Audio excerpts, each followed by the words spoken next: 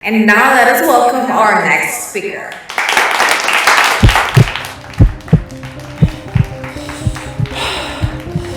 Nakabahan ako.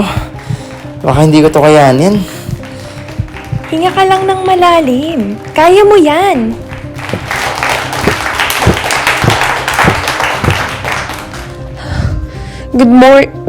Good morning, everyone.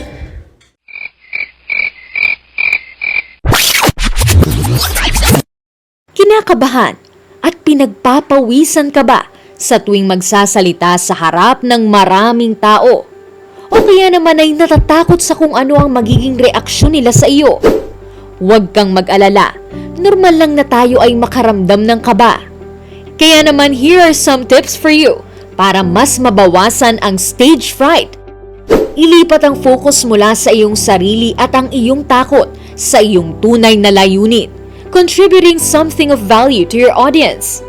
Itigil ang pagkabalisa sa iyong sarili at pag-iisip ng kung anong masamang mangyayari.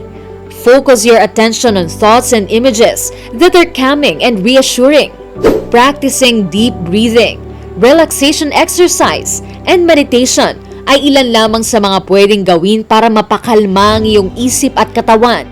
Ihanda ng maaga ang iyong mga kakailanganin at i-practice ang iyong speech.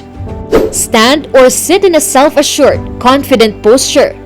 Remain warm and open and make eye contact. Make connections with your audience.